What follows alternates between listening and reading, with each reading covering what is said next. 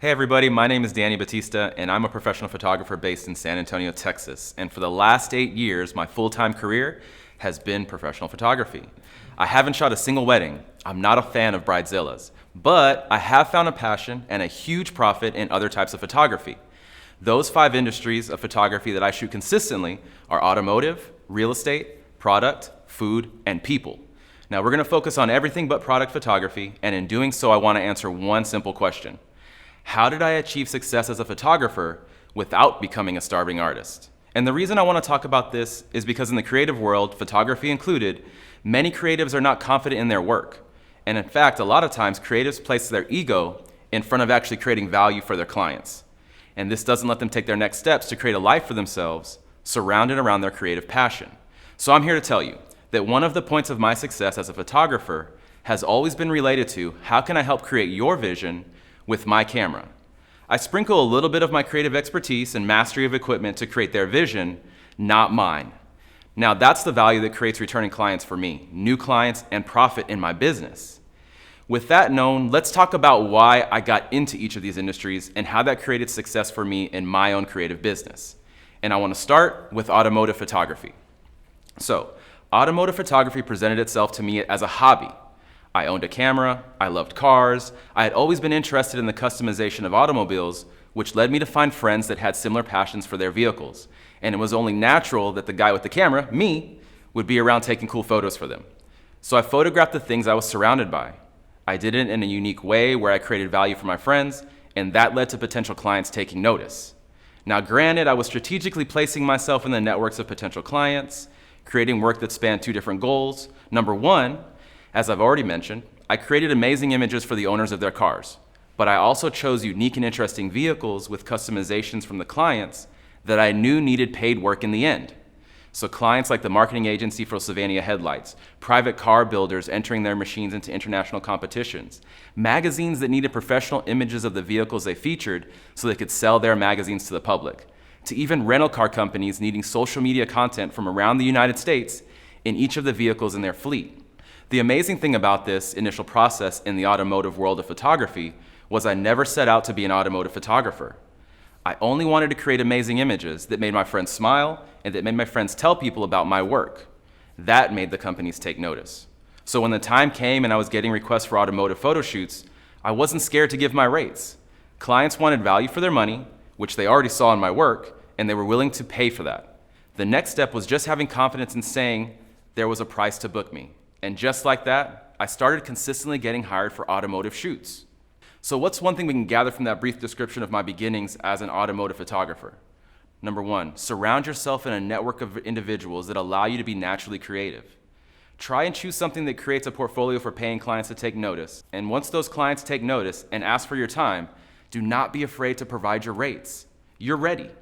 I know so many individuals who have gone through their whole life without believing they were ready, and they never were.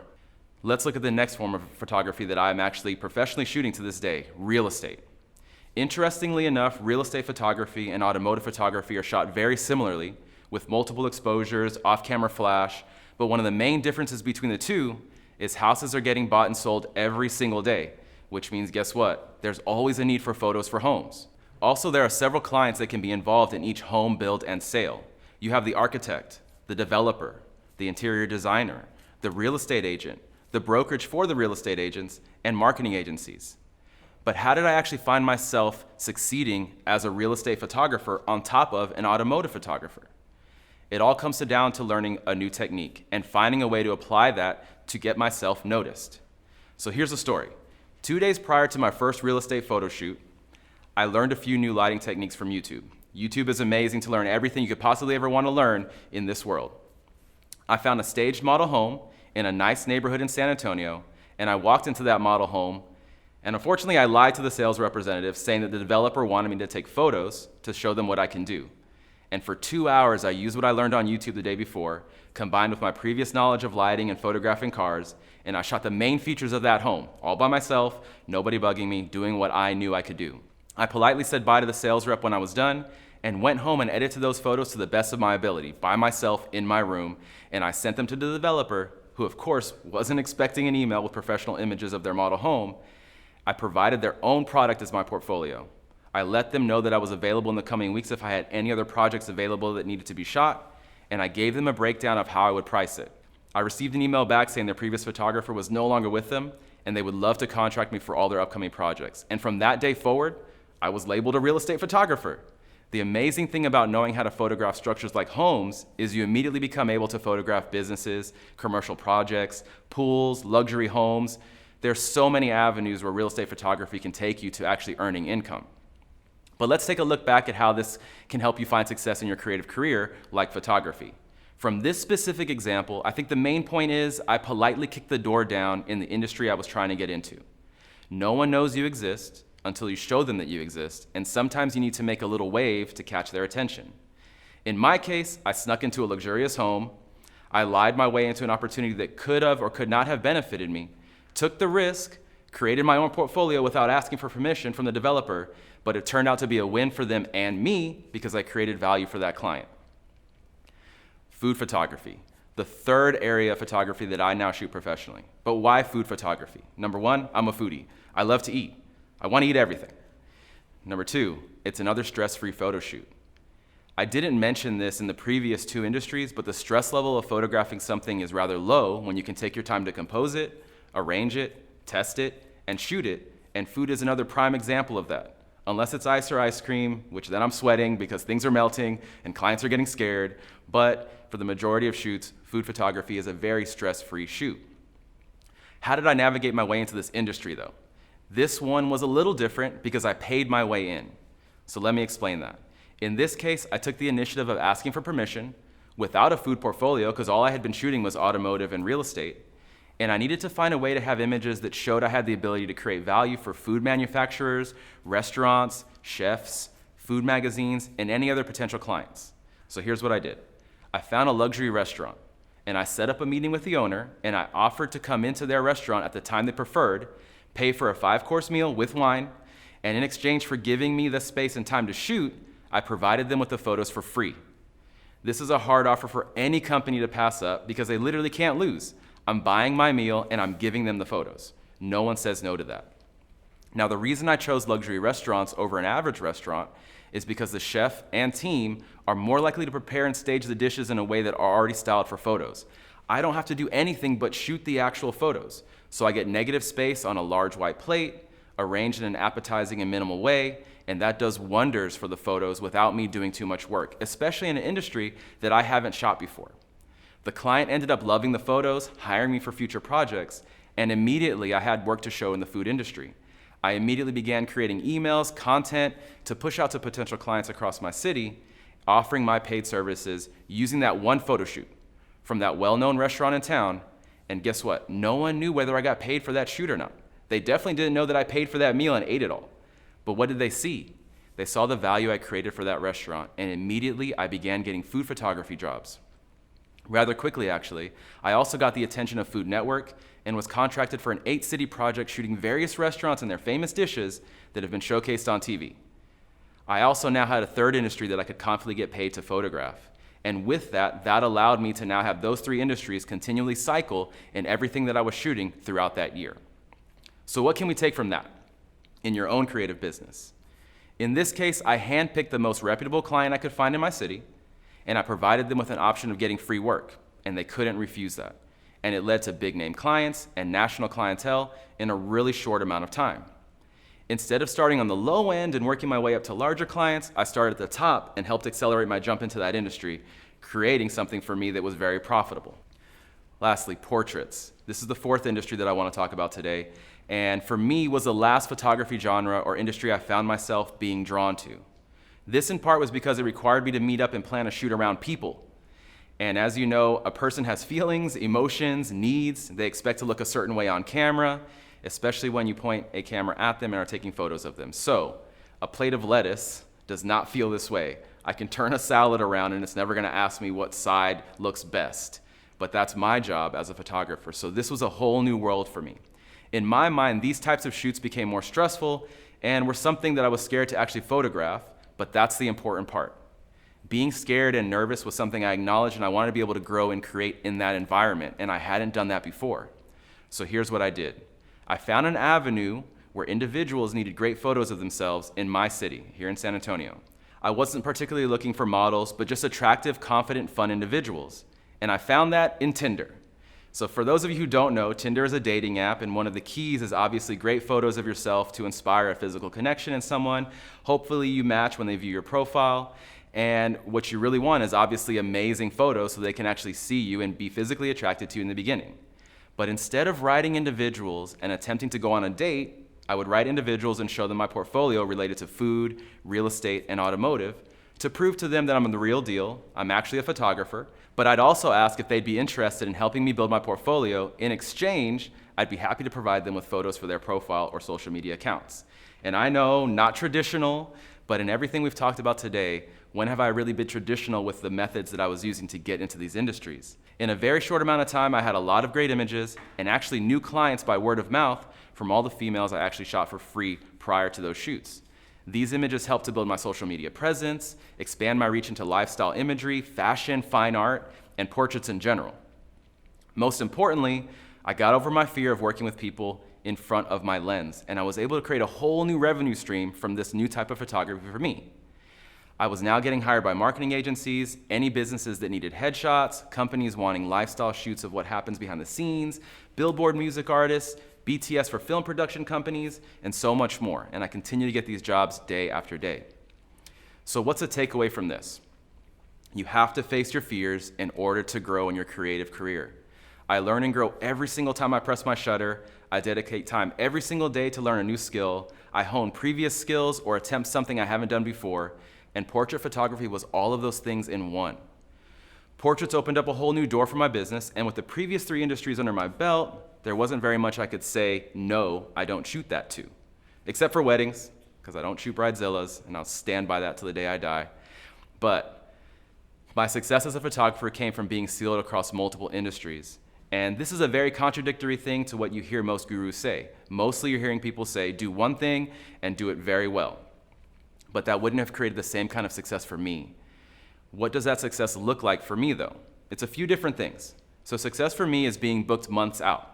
I do not have to worry if income is on the horizon. I'm always looking ahead at what projects are coming in, and I always know there's money coming in for the creative process that I'm putting out. Success for me is also about being happy and passionate about the images I'm creating by not shooting the same things every single day. I'm not burnt out on my passion for photography because I'm seeing and shooting different things all the time. You have to understand, I'm regularly in million-dollar homes. And while they're all amazing to look at and shoot and see when you're there, if I shot them every single day, I would get burnt out in the first week. I need to see different things for my brain to feel active, happy, and passionate about what I'm doing. Success for me has come from scaling my business, which was once just local, to now being global. I'm booked in states and countries all around the world every single week for different types of shoots that I once only shot in my city. That primarily has come from opening myself up to those new adventures. When someone contacts me for an out-of-state job, I've always found a way to make it work, instead of saying, no, I'm not based there. So again, I'm tackling new adventures and finding new ways to make those things work. On top of that, being able to be booked consistently during the current pandemic, because my photography focus wasn't just in a single industry.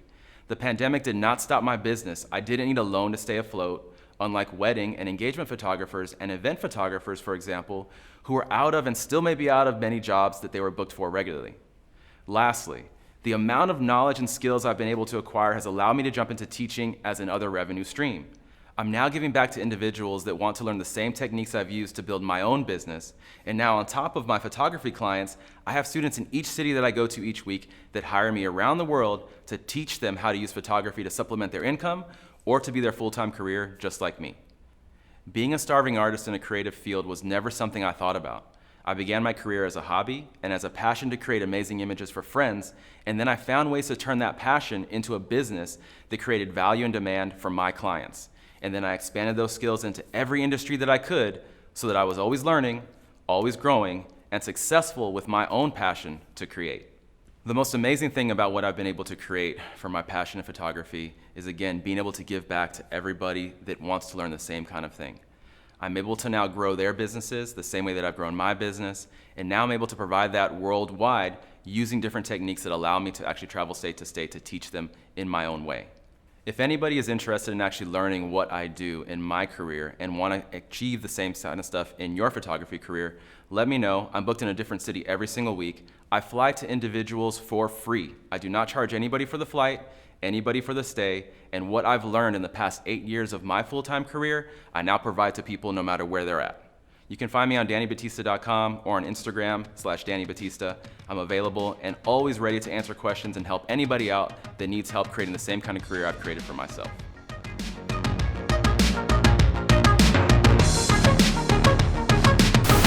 love this so much that I literally wake up thinking about it. What can I do to make that next thing happen? There you go. It's that passion. I just continue to go. So for me, I don't even think about how many hours I've been spending doing something. I don't think about that at all. I literally wake up and then it's 12 a.m. I'm like, damn, all right, cool. I got a lot of shit done today. Like, let me keep going with this stuff, you know? So sometimes I don't even eat, man. But like, I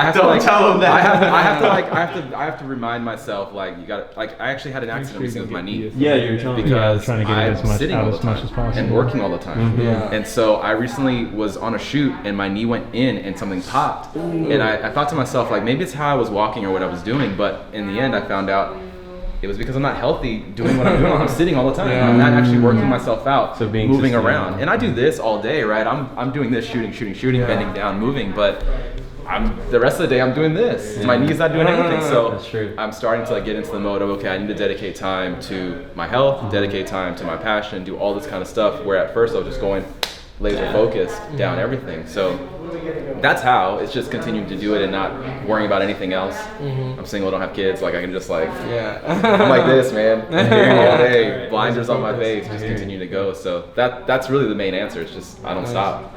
You know what I mean? I don't stop. You heard that, kids? Don't eat. No. Let's work this way. No, but honestly, it's just really cool that you're like just honed in all the time, man. Well, and one thing I kind of wanted to ask you, backing off of something you said during the shoot, was this idea of never really feeling like you're ready. And I wanted to ask you how you personally overcome that fear, if you have like a mantra or what your process for getting past that initial starting point is. You know, a lot of people, the people that I teach, I find out that a lot of them have various different reasons for not wanting to move forward. A lot of them look at their work and compare it to other people. Right, that's a big thing, especially in a creative environment like photography, where how does this look compared to what everybody else is shooting? Am I at the level that everybody else is at? And I find that's something I don't do. So like I mentioned earlier, I'm like this. I'm so laser focused on what I'm doing and visualizing what I think I can do better or what maybe I think personally I am not strong at. But I don't do it by comparing to other people. I just look at it and go, what else can I do next? Like, where else can I go with this? I have to determine if I'm ready on my own, and that's easier for me to do than going, okay, that's clearly a professional that's been doing for 10 years. That person's been doing for 20 years. I'll never get to that level. No, this is where I'm at. Who's going to accept that? Who's going to actually pay me for that? Cool, let's go. And I continue to get paid by learning and doing instead of just sitting back and going, oh, in 2 years. In 2 years, maybe I'll get paid for it. And most people deny actually people that write them and go, hey, we'd love to hire you for this. And then they even go, no, I can't do it. But you could literally get paid to actually do better, and they already like your work. But it's just a mental thing. You broke down that barrier. You said, I'm going to come to you. And that's the important part too, because people spend years trying to build up this portfolio, find different ways to do it, waiting for somebody to find them. And instead, people need your work. People are consistently getting hit up by individuals who are offering their abilities and their skills, but rarely do people take that advantage of actually doing it and then making it happen and getting paid for it and providing that content and value. So I just was like this. I mean, my answer to a lot of those questions is, I don't care what anybody else is doing. This is what I want to do. This is how I'm going to do it. And I just continue to push through and just do it and find the people that want that. I mean, like that cycle of like being, you know, mentor and having a mentee as well. You know, how do you go about that? Like, what's your system for teaching clients, or how do you do that? I mean, first of all, that came around not because I wanted to be a teacher. Right. I didn't ever have any impression of being a teacher in any of this. I was just like, I'm going to focus on being creative, getting stuff done, putting work out there, and being done with it. But I think social media created a big impact on me, and I would always get DMs and questions and emails about, hey, I see what you're doing, you're inspiring me, I'm not there yet, how can I get there, what can I do? And I was always giving that information out for free. right? I never questioned it and said, oh, like we talked about earlier. Right. I'm not looking at them and going, no, I'm not telling you what I'm doing because then you're going to take my job. Right, exactly. That was never a thing that I thought about. It was always, oh, it's easy. Do this, and I bet you'll find a better ability in what you're trying to do. Or, hey, I noticed that you were doing this. Take consideration of that person's cheek instead of how you smooth that out. Do this instead, and I bet you'll find that it actually looks a little bit better. And just giving little tips and tricks, right? Nice. So from there, I just started getting hit up so much that I didn't have the time to continue to do it for free. So I provided like a curriculum and found a way to actually do like a copy and paste kind of thing that described the rates and what you would learn and how you would learn it and how long it takes and all this kind of stuff that made it a little easier for somebody like me in a small business who doesn't have time already to just dish it out. Okay, you want it? Cool. Here's my next availability. Oh, I'm going to be in Atlanta anyways, by the way. Perfect. Let's do that. Gotcha. And it just started growing into being more than San Antonio and just being every other city because social media just expanded that growth to where everybody's seeing you. And a lot of people don't have that same like focus. That laser focus, yeah. And so it's my job then to kind of go grab them and go, look, man, just focus. Let's do this and go down this path. And I'm sure this one thing will elevate you to the next level, no matter what level you're at. Right. Don't think that you're not going to provide that value to somebody. Somebody will want that. People are going out there and finding that free work or that paid work and attempting to get what they need for their own company out of some creative individual, whether it's paid or free. But you have to just go, okay, where am I right now? How much can I provide? Show the client and communicate, hey, is this what you're looking for? And if they say yes, then you can't be scared about it anymore. You're right. Exactly. Maybe if you're going to do great when the time comes, sure, you can be nervous about, here we go, it's my first job, I'm kind of scared, but you have to like push that to the side and go, okay, cool, they like what they see, they want this particular project, let me actually do this and give them the best I can. Right. And you'll get paid for it hopefully, and you'll learn on top of that, and you'll have portfolio, like stuff just grows and grows and grows. How do you find that like self-awareness of like, this is what I need to be doing, or what did that look like for you? That's a really hard question because I wasn't always doing photography. I'm 37 years old right now. I've been doing photography for 15 years, full-time for 8 years. But before that, there were so many different avenues that led up to that career. Yeah. But they weren't photography related, but they were creative related. Okay. So I'm talking about building websites from scratch, building people's MySpace pages.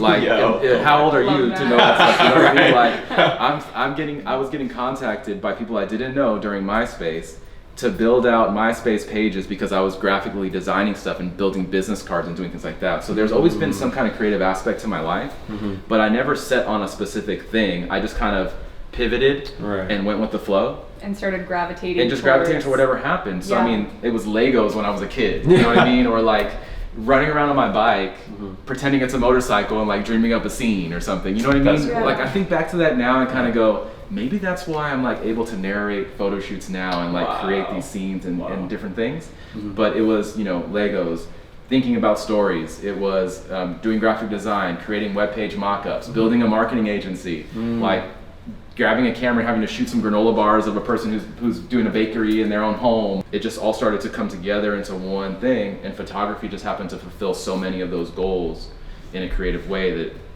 I just went with it. I let it take me. It was like a river. Like I don't even know how to explain that story, but that's like literally like the progression. It's like finding your inner child almost. I guess. Like going back to your roots and then just letting, writing that. And I always feel like, that's a good point, because I always feel like the inner child thing, and you guys see this a lot probably in a lot of little mantras and stuff, that everybody becomes an adult, right? It's like the Peter Pan thing, like trying to stay away from becoming an adult and still thinking and dreaming and being inspired and wanting to create stuff. And I think that's where I always kind of stuck to and stayed at, no matter what anybody else was telling me, no matter what corporate jobs were pulling me in that direction, no matter what. And it led me into what I'm doing now, and it just happens to be working. And who knows if that changes into something else even more focused. Like, you're really just going with the flow. That's really cool. It's awesome. Finding. I think everybody may not know exactly what they want, but everybody does have a dream. And I think holding on to that and realizing, oh, I can turn this into something, and I just need to take that next step is super important. I think one other thing that's important too, that I kind of mention sometimes whenever it comes up, is people listen to those stories sometimes and they go, oh, he got lucky. He walked into that real estate, that house, and they offered him the job because he hit him up at the right time.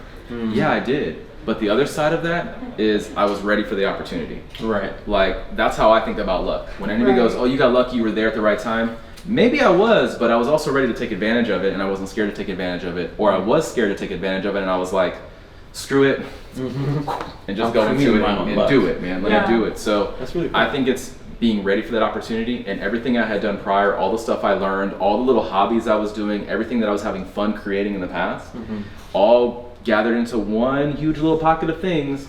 And when the time came, I was like, oh, let me pull from this, let me pull from that, let me pull from that, let me do this and make it happen. And lo and behold, it worked, right? Like, so I don't believe in luck. I truly believe in like building yourself up. It's destiny. Yeah. It's the choices ready. you make. Yeah. It's the choices you and make. it just happens to happen. So I'm excited about it. It's really turned into something amazing, and it's continuing to grow, and it's requiring me to like grow myself into levels that I didn't expect to be in. And you know, scaling is now the biggest thing I'm trying to manage, because I can't be everywhere at once. Yeah, that's right? the thing. That's also what I was thinking about with the teaching, like, because you're doing that all in person, right? Right. Wow. And that's the thing. Nobody else is really doing the in-person stuff. They're trying to figure out ways to sit in their home and actually do it remotely. Exactly. Or do a video which, by the way, is an amazing thing that I should be doing.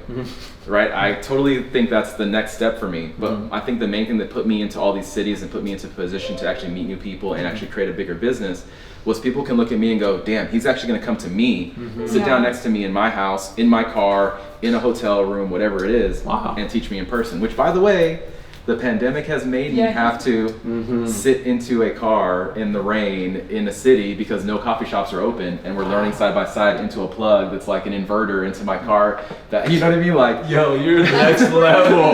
That's crazy. But I have no choice. Right. I have people booking me out 3 months out, and the day has finally come, and it's raining outside, so we can't be shooting outside, or the pandemic hits, and now all coffee shops just closed down for the second stage, or whatever's going on.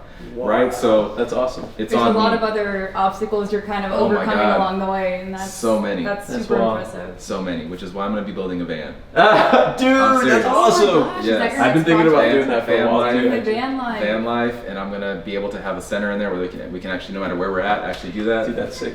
So this is all stuff, man. You're putting it on wheels. That would be like, that sounds so perfect for being mobile and flexible, which I think is so important, like you said. Flexible in anything, actually. From everything I've talked about today, I mean, the flexibility of it is what I think allowed me to do that. But that's my next thought, is because I'm spending a lot of money on hotels and flights, right? And the jobs are paying for them, right, and making more profit on top of them. But imagine if I could stay in a city for a month, doing the same thing I did here in San Antonio, right, and have availability where, hey, I'm in LA for the entire month of January. If you need me, let me know, and set up the same kind of stuff I was already doing. And now I can book those projects without being scared about not being there for the week that they want them shot, or pushing the project back because of rain, or whatever it might be. I'm already there, and I'm in my own domicile living arrangement that I can also see and do whatever I want. And so that's the next step. Fingers crossed, don't jinx me. Dude, that's awesome.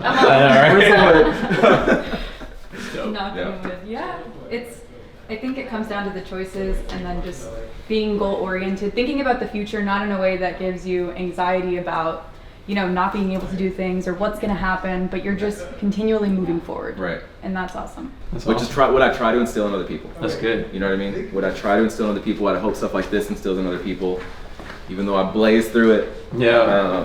Still finding the balance. Yeah. You're right. I want people to still take that and get inspired by it, and I'm finding that people are. They're telling me that, right? I'm not sitting here telling you, I know people are getting inspired and getting motivated. People write me, and they tell me these things and provide that info back to me. And that's awesome. It's a side point because I never go into it actually thinking that. I'm just so excited about what I'm doing, and I'm talking to you and helping you. And this is how it can be done. This is how I did it, and smiles and everything.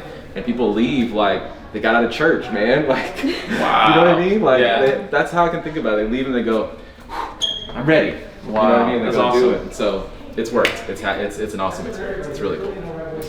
That's awesome. Damn. Well, thanks, Danny. Appreciate you, man. It's awesome getting to talk to you. Yeah, for sure. It's awesome meeting you. Super cool. Yeah. Thank you for having me. Appreciate it, guys. All right, tacos.